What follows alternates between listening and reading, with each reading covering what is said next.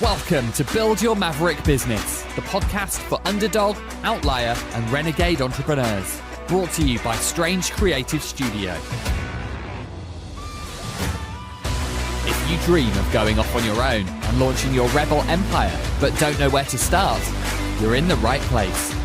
We'll teach you how to use mindset, branding, and practical advice to build a killer business and transform your world. And now, here's your host, founder of Strange, Alex Pitt. Hello, lovely listeners. Welcome back. At the time of recording, it is Friday afternoon. I am working from home, and I know it's going to be a good day because I just folded up all my washing, and every sock had a buddy. Woo! It's all it takes to make my afternoon these days.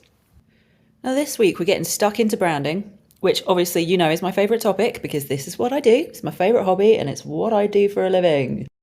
When I talk about branding, I'm not talking about your logo, right? This is something I will sing from the rooftops. Your brand is not your logo.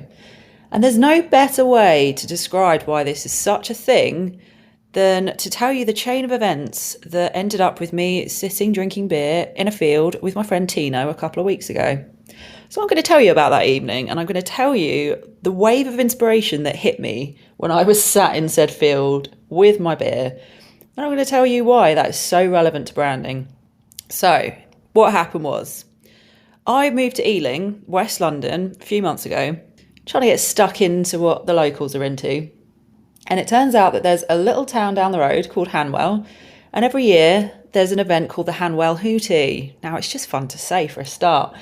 But the Hanwell Hootie is an event where all of the local bars and pubs and venues open their doors, and they put on a load of live acts. People come down, watch the live music, have a few beers. Very lovely. Sounded like my kind of thing.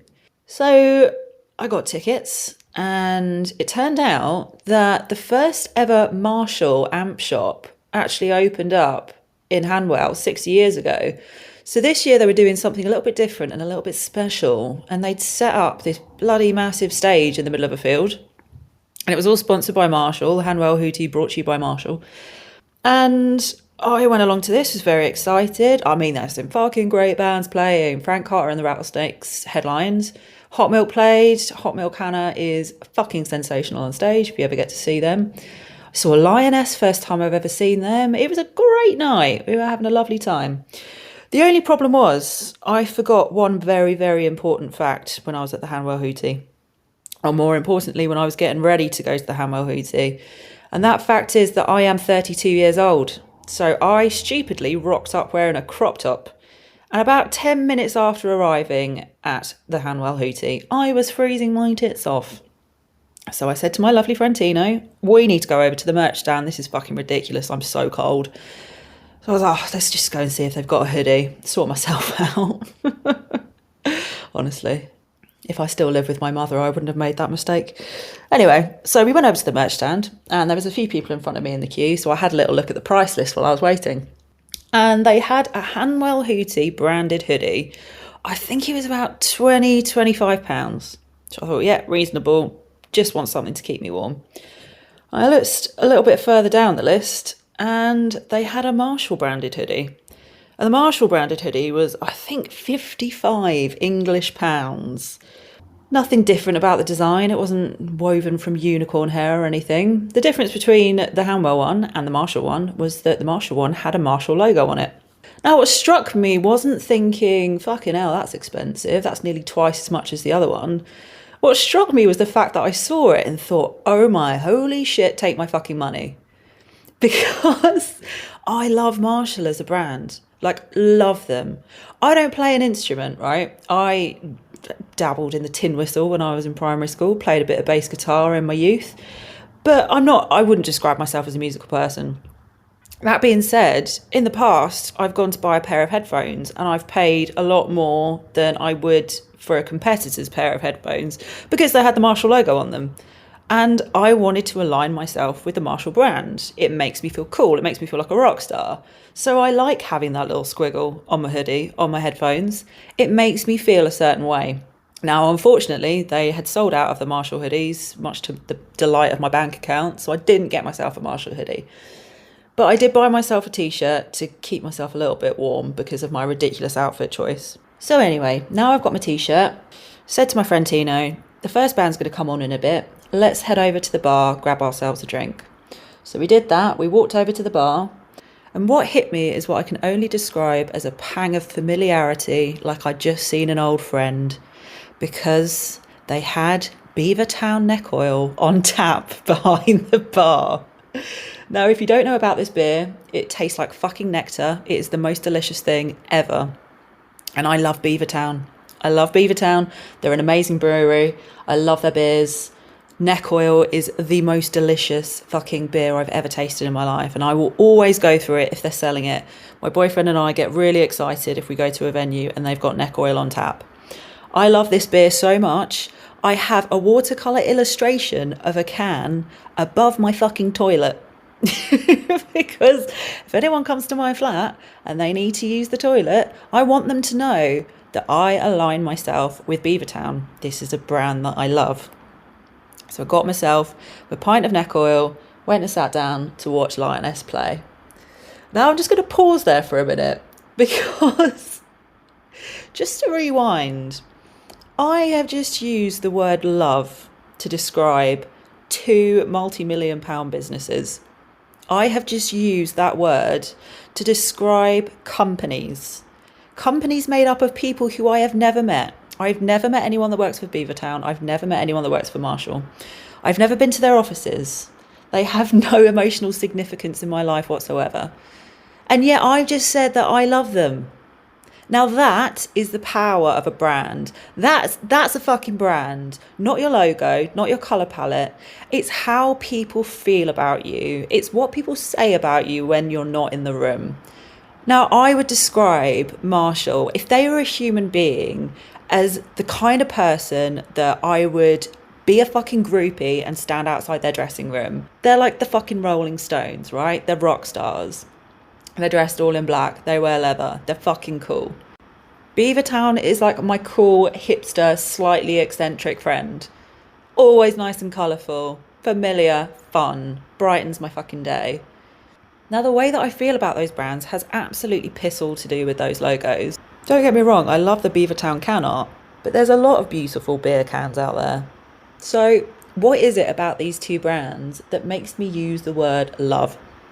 I feel an emotional connection to these brands. I've said that I love them. I've actually said that I love them. I love my friends, I love my family, I love my boyfriend, and I fucking love Marshall, and I fucking love Beavertown.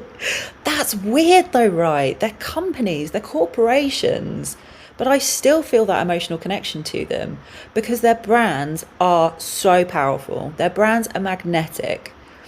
Now, I paid over the odds for Marshall headphones. I mean, obviously, they're not Beats by Dr. Dre. They're not super expensive.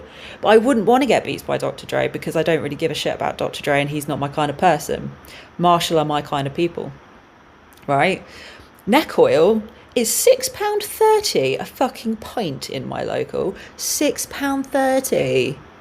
I hope that all my non-London listeners just peeled themselves off the fucking floor. To me, it doesn't matter that those things are expensive. I pay more money than I would do for a competitor.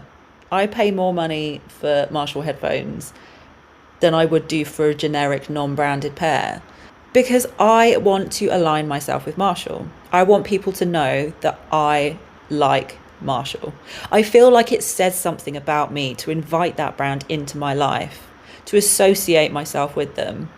And so whatever they're putting out, I want to be buying. Whatever they're selling, I want it. And that's the power of an incredible brand, right? Having a brand that people want to align themselves with means that you don't have to chase people down and say, buy from me, buy from me, buy from me, buy from me. They're chasing you down the fucking road saying, what have you got? I want to buy it. Sell me something. And that is just fucking incredible. Like, if you get this right, the power that you hold is just beyond belief. Your brand is not your logo. I'll say it once, I'll say it again, I'll write it on my tombstone. Your brand is how you make people feel. It's how people talk about you when you're not in the room. Because powerful brands are fucking magnetic. right? They attract fans over customers. This is how you find your raving fan base. And I talk about this all the time, finding your raving fan base. But get your brand right and people want to invite you into their lives. It's like having a famous friend that you get to brag about. Like, this is how you should think about me because I'm associated with this person. Look how cool I am, or look how smart I am, or look how kind I am, or whatever it is that you want to make people feel. If you create that in your brand, if you give off that energy, your audience will just be attracted to you. That's how you find fans over chasing customers. So, my dearest listeners, I am going to request that you do something for me. Before you even fucking think about touching your logo when you're starting a business, do not create a bloody logo until you think about these few things. Just think about these few things for me, and then you can do whatever you want. But please do not start with your logo. Promise? Okay? Deal? Thank you.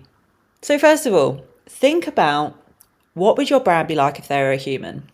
So I've just described what Marshall would be like. They're this cool rock star, Rolling Stones, hanging out backstage kind of a character. Strange if they're a person, I like to describe as a rebel with a heart of gold. They're Woody from This Is England. They're like this kind of tattooed alt kid who's really nice and takes you under their wing. So if your brand were a person, how would people describe them when they're not in the room? Who do they hang out with? How do they speak? How do they dress? Even think of a celebrity or a fictional character, someone who you can picture. It makes it a lot easier to form all of the other parts of your brand. Rather than just plucking colours and fonts and all sorts out of the air, really work out how you're going to create those emotional connections, the ones that I just described that I feel about these brands. How do you want people to talk about you when you're not in the room? Next up, what does your brand represent beyond the stuff you sell? Now, when I do one-on-one brand ignition sessions with our clients, the first thing that we do before we design fucking anything, I like to get to know the founders, what their brand is, beyond all the design stuff.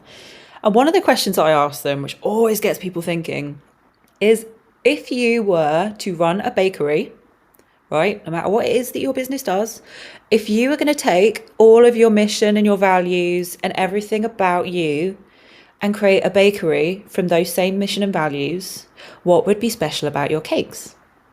Now, again, this is a question that was put to me once, and I responded that I would want to create cakes that represented people's most authentic selves. So celebration cakes for people who have just come out as transgender, or a cake for someone who's celebrating getting out of a toxic relationship and now she feels she can finally be herself. Because that authenticity was so important to me. People being able to be their true unapologetic selves was so important to me. So think about it. What's special about your cakes? Seems mad, right? I love a strange question. Strange questions, very on brand for me. But these things should get you thinking about how you want to create those connections. What matters to you beyond the products or services that you're selling? And finally, how would you describe your fan base? Who are the kinds of people that are going to think, oh my God, yeah, I really want to align myself with that? What do they look like? Where are they hanging out? Where do they get their news? What do they do for fun? What do they really care about? And why are they going to follow you? Who is that fan base? Where are they hanging out? And what do they give a shit about? Now, if you thought through those questions and you just had a mild panic because you're like, oh my fucking God, I have no idea. That all sounds very, very heavy and scary and branding. Fear not, my lovely listeners, because I have something for you that I know is going to be very, very helpful. Don't say I don't look after you. So I feel like I've been talking about this for a really long fucking time, but actually it's only been a few months. When it comes to creating really powerful brands, Strange use a framework. We use it in our one-on-one brand ignition sessions. I teach this through workshops, do some masterclasses, bang on about it on webinars, that kind of thing. It's a framework which is all around exactly what I've just described. It's about finding your raving fan base, not focusing on your logo, but creating emotional connections with your audience so that you find fans over customers. Now, because we like to look after the underdogs, right? I don't just want to be working for multi-million pound companies. I care about people who are doing a business as a side hustle. I care about people who are dreaming of creating this rebel empire, but they have absolutely no fucking idea where to start. This whole branding thing is alien to them, and they're just like, Alex, what? So I went away and had a little bit of a think about how I could bring this framework to the people who haven't got a shit ton of money and definitely don't have any time. The result of that is an online program pre-recorded called Not Just a Pretty Logo. See what I did there? Because your brand is not your logo. I'll sing it from the rooftops. So Not Just a Pretty Logo. It's so nearly finished. We're going to be launching in the next few weeks. I'm saying that out loud because I need that to be a thing. We've been putting the finishing touches on this for the last few weeks. I'm so excited to bring this to you. So it's a 7-part program. We're going to cover archetypes, storytelling, mission and values, tone of voice, personas, and brand design. Notice how I said that brand design comes last, because you got to get all the other shit right first. You got to get your house in order, work out what your brand personality is before you touch any of the design. But then we'll do a little crash course in brand design so you understand how it can be visually translated. Now, Not Just a Pretty Logo is not quite finished yet, as I've just mentioned, but it is currently on pre-sale. So if this is something that you're interested in, if this is something that you think could be helpful, I'm going to put a link to the program page in the notes of this episode. Head over there and use the code STRANGEVIP. The usual price of this program is £249, but because I love you guys and because you're in the Strange VIP circle, because you're in my cult, I'm going to give you 150 quid off. So you can currently buy this for £99. I mean, bargain, right? 99 quid to find a raving fan base. You'd be mad not to. There you go, my lovely dears. Not Just a Pretty Logo program on pre-sale now. Go away and think about how magnetic is your brand. Where is that fan base? How are you talking to them? How much are they going to pay for one of your hoodies? How much are you charging for a pint? All right, my dears. Have a lovely rest of your week, and I will see you soon. Building a maverick business of your own. Don't leave your branding to chance. We have a range of strategy and design packages to kickstart your killer brand and help you find your raving fan base. Book a free discovery call with Alex today at strangecreativestudio.com.